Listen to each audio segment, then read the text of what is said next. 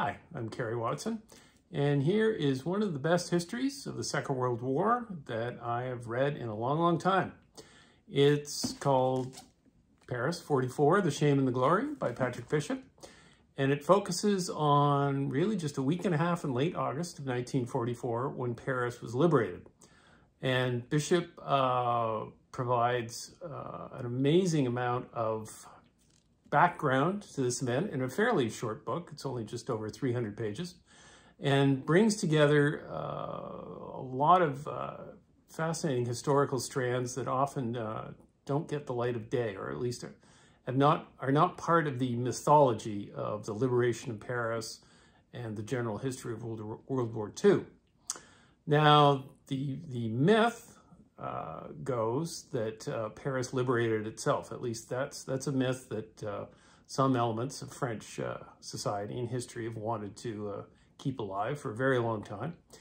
It was one first really created by General de Gaulle, as Bishop points out.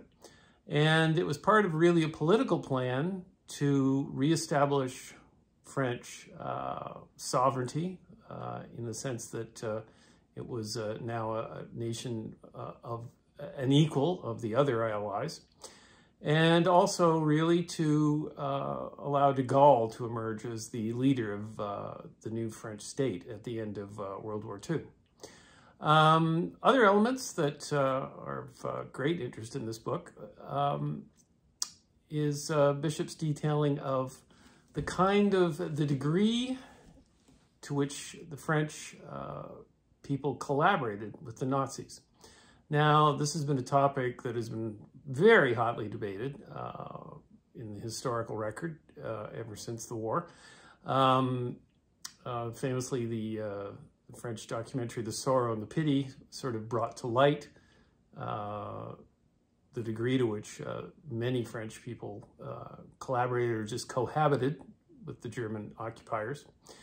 What in the context of Paris 44, what really comes out and is fairly shocking, even in this day and age, is the degree to which the French police, up until a few months before the Nazis left Paris, were cooperating with and aiding the Nazis in the rounds up of Jews, tracking down resistance fighters, really anything they asked them to do. It's pretty startling to read that. Bishop also has done a really smart thing in structuring his novel like a thriller. We all know what the history as it begins is leading up to in August 44, and of course the liberation of Paris.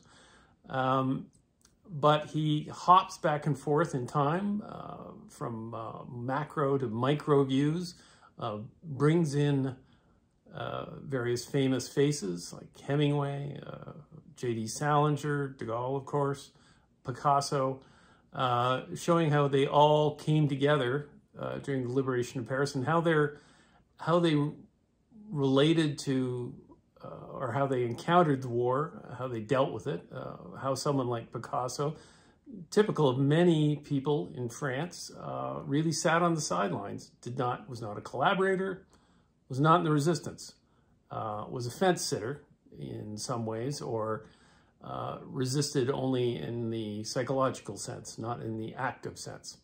Anyway, it is a fascinating read, and if you're into Second World War history, as I think anybody over the age of 60 is, like me,